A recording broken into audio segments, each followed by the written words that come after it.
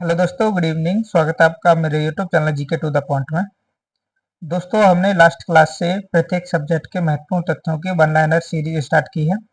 उसमें हमारा पहला सब्जेक्ट हमारा पर्यावरण, उसके भाग 1 की चर्चा हमने कल कर ली थी। आज उससे आगे हम भाग 2 की चर्चा करेंगे। तो आइए स्टार्ट करते हैं। स्टार्ट करने से पहले जो भी स्टूडेंट नए जुड़े हैं वह चैनल को सब्सक्राइब करें, वीडियो लाइक करें, शेयर करें। दोस्तों, हमने लास्ट क्लास अपने मोबाइल पर रिकॉर्ड की थी और आज हम अपने लैपटॉप से रिकॉर्ड कर रहे हैं। अपने चैनल पर हम पहली बार लैपटॉप से कोई वीडियो रिकॉर्ड करके अपलोड करने वाले हैं। तो आइए स्टार्ट करते हैं, देखते हैं। तो हमने पहले चैप्टर की चर्चा लास्ट क्लास में कर ली थी। इसका लिंक हम पहले क्लास का लिंक अपने डिस्क्रिप्शन बॉक्स में दे देंगे, आप वहां पर जाकर देख सकते हैं। दूसरा चैप्टर जो जैव मंडल एवं बायो में, इसकी भी चर्चा हमने पहली क्लास में कर ली थी, पहला भाग जो था। और आज हम चर्चा करेंगे पारिस्थितिकी एवं पारिस्थितिकी तंत्र, तीसरा चैप्टर है। इसके महत्वपूर्ण तथ्यों को देखेंगे। तो आइए देखते हैं। पारिस्थितिकी तंत्र भौतिक तंत्रों की एक विशेष प्रकार होता है। भौतिक तंत्रों का एक विशेष प्रकार होता है। इसकी रचना जैविक तथा अजैविक संघटकों से होती है। यह अपेक्षाकृत स्थिर समस्थिति में होता है। यह खुला तंत्र होता है।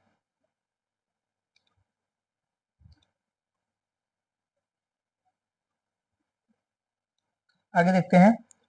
पारिस्थितिकी कर्मता किसी खास प्रजाति के उसके पर्यावरण में कार्यात्मक भूमिका तथा स्थिति को प्रकट करता है।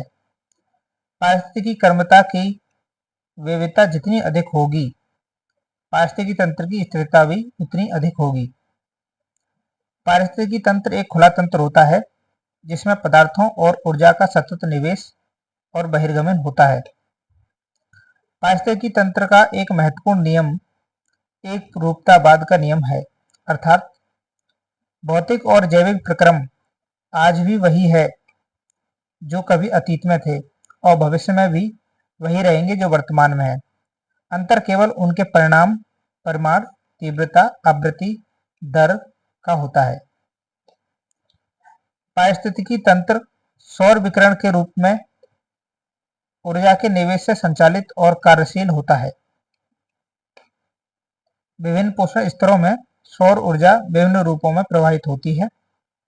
तंत्र में ऊर्जा का प्रवाह एक दिशीय होता है। जो तंत्र होता है उसमें, पारिस्थितिकी तंत्र होता है उसमें सौर ऊर्जा का प्रवाह एक दिशीय होता है। ठीक है ना।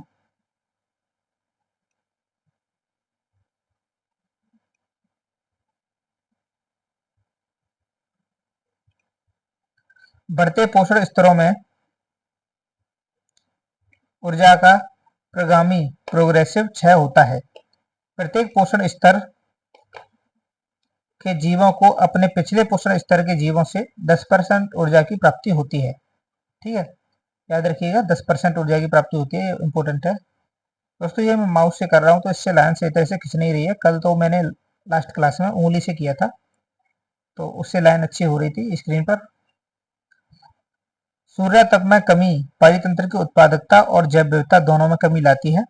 यही कारण है कि निम्न अक्षांशों से उच्च अक्षांशों की ओर जाने पर सामान्यतः पारितंत्र की उत्पादकता और जैव विविधता में कमी आती है। पारितंत्रीय स्थिरता समस्थिति क्रियाविधि द्वारा बनी रहती है, अर्थात पारितंत्र में होने वाला कोई भी अवांछित परिवर्तन प्रकृति द्वारा स्वतः समायोजित कर लिया जाता है। ठीक है, देखते हैं ये क्लास कैसे रिकॉर्ड होती है, क्योंकि पहली बार हम लैपटॉप पे कर रहे हैं, नहीं तो फिर हमें ये मोबाइल पर ही करनी पड़ेगी। पारिस्थितिकी तंत्र के अंतर्गत प्राकृतिक और मानव निर्मित पारितंत्र आते हैं, जैसे जंगल, घास के मैदान, मरुस्थल, नदियां इत्यादि। प्राकृतिक पारितंत्र के उदाहरण हैं जो जंगल, घास के मैदान, मरुस्थल, नदियां, ये इत्यादि जो ऊपर के दिए गए थे, ये प्राकृतिक पारितंत्र के उदाहरण हैं। जबकि खेत, एक्वाकल्चर इत्यादि मानव निर्मित पारितंत्र के उदाहरण हैं। उष्णकटिबंधीय वर्षा वन जो कि विषुवत रेखा के निकट पाए जाते हैं, यहाँ पर जैव विविधता सर्वाधिक होती है।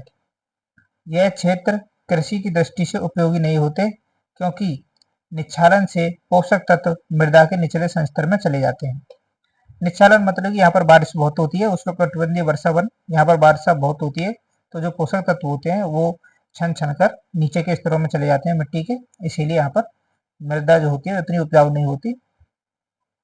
प्रवाल एक जीवित प्राणी होता है जो कि जुजेनथैली शैवाल के साथ सहोपकारिता में रहता है। इसमें जुजेनथैली शैवाल उसे भोजन प्रदान करता है तथा कोरल उसके आवास की सुविधा प्रदान करता है। प्रवाल में रंग जुजेनथैली के कारण होता है। इसको हम बता देते हैं। एक प्रवाल जो जीव होता है ये अपने आप भोजन नहीं बनाना जानता, लेकिन जो जुजेनथैली शैवाल जो है, ये जुजेनथैली शैवाल है, ये अपना भोजन बनाना जानता है, खुद अपने आप भोजन बना लेता है। तो ये क्या करते हैं, जो प्रवाल होते हैं ये अपने कवर के अंदर, क्योंकि जो प्रवाल होते हैं ये एक कवर का निर्माण करते हैं अपने चारों तरफ और जुजेनथैली को उसमें रखते हैं। जुजेनथैली अपना जो खाना बनाता है वो शैवाल को प्रवाल को भी देता है और जो प्रवाल है उसको रहने के लिए आवास प्रदान करता है। प्रवाल में अपना कोई रंग नहीं होता, दूसरे रंग के दिखाई देते हैं, लेकिन जुजेनथैली जब उसमें आ जाते हैं, जो शैवाल उसमें आ जाता है, रहने लगता है, तो रंग बिरंगे तरह के प्रवाल दिखाई देते हैं। प्रवाल एक कीस्टोन प्रजाति है। प्रवाल भित्तियां सागरीय जैव विविधता के उष्ण स्थल हॉटस्पॉट माने जाते हैं। इन्हें समुद्र का वर्षावन भी कहते हैं, क्योंकि इनके संरक्षण में अनेक सागरीय जीव जंतुओं को आश्रय प्राप्त होता है। क्योंकि जो प्रवाल भित्तियां होती हैं जो बनी होती है वहां पर बहुत सारे जीवों का निवास स्थल होता है, याद रखिएगा। जैसे अपना भारत का जो लक्षद्वीप है वो प्रवाल द्वीप है, तो आप वहां पर भी देख सकते हैं।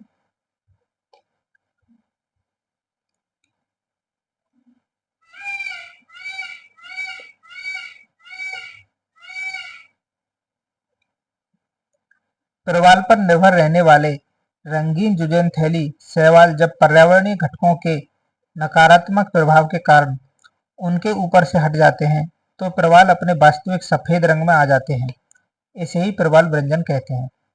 क्योंकि जब प्रवाल के अंदर से जब रंगीन जो जुजेनथैली है जो खाना बना रहा है, खाना बनाने वाला ही हट जाएगा तो फिर प्रवालों की मृत्यु हो जाएगी, उनको खाना नहीं मिल पाएगा। प्रवाल व्यंजन के कारणों में ग्लोबल वार्मिंग, कोरल खनन, मछली पकड़ने की अवैज्ञानिक पद्धति, अवसादों में वृद्धि, एल नीनो इत्यादि है। भारत में प्रवाल भित्तियां मुख्यतः 4 क्षेत्रों में पाई जाती हैं। अंडमान निकोबार जहां पर सर्वाधिक पाई जाती है, कच्छ की खाड़ी सबसे कम, मन्नार की खाड़ी और लक्षद्वीप में पाई जाती है। ज्वार नदमुख पारितंत्र में जैव विविधता और पारिस्थितिकी उत्पादकता अधिक होती है, क्योंकि यहाँ पर नदी और समुद्र दोनों के पोषक तत्वों की प्राप्ति भारी मात्रा में होती है। ठीक है, हम ज्वार नदमुख के बारे में बता देते हैं। इनको एस्चुरी कहते हैं इंग्लिश में। जब कोई नदी बिना डेल्टा बनाए डायरेक्ट नदी से समुद्र से मिलती है, कोई डेल्टा का निर्माण नहीं करती, डायरेक्ट समुद्र में मिलती है, तो वहां पर ज्वार नदमुख का निर्माण होता है। ठीक है, सिंपल भाषा में, क्योंकि वहां पर समुद्र का भी गुण पाए जाते हैं और नदी के भी गुण, तो इसीलिए जैव विविधता अधिक होती है। आर्द्रभूमियां वेटलैंड्स के संरक्षण के लिए 1971 में ईरान के रामसर में एक अंतर सरकारी और बहुउद्देशीय सम्मेलन हुआ। इस सम्मेलन में आर्द्रभूमियों के संरक्षण के लिए राष्ट्रीय कार्यवाही और अंतर्राष्ट्रीय सहयोग की रूपरेखा तय की गई। भारत ने 1982 में रामसर कन्वेंशन पर हस्ताक्षर किए। ठीक है,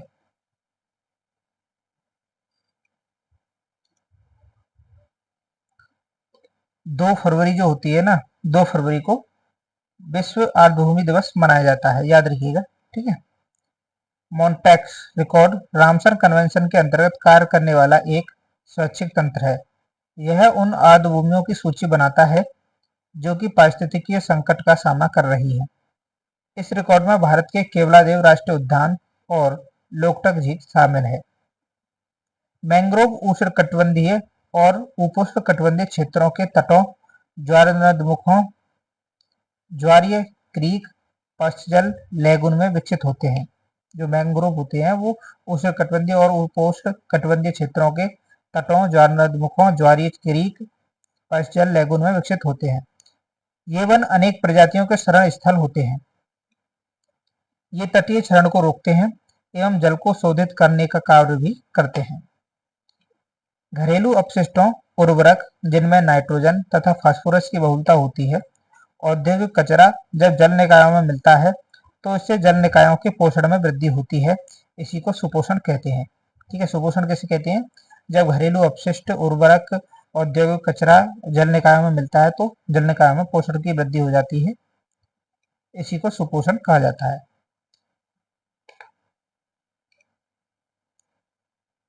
सुपोषण के कारण जल की वनस्पतियों और सूक्ष्म जलीय जीवों में वृद्धि होती है, जिससे जल में घुली ऑक्सीजन की मांग बढ़ जाती है। ऑक्सीजन की कमी के कारण जल की वनस्पतियों एवं जीवों की मृत्यु हो जाती है और वह जल मानव के प्रयोग योग्य नहीं रह जाता।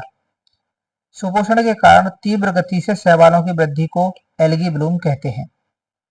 जब किसी जलीय क्षेत्र के फाइटोप्लैंक्टन में तीव्र वृद्धि होती है तो उससे पानी का रंग परिवर्तित हो जाता है। इसे रेड टाइड कहते हैं। रेड टाइड डिनोफ्लेजिरेट के कारण होता है। ठीक है, पता नहीं क्या है ये।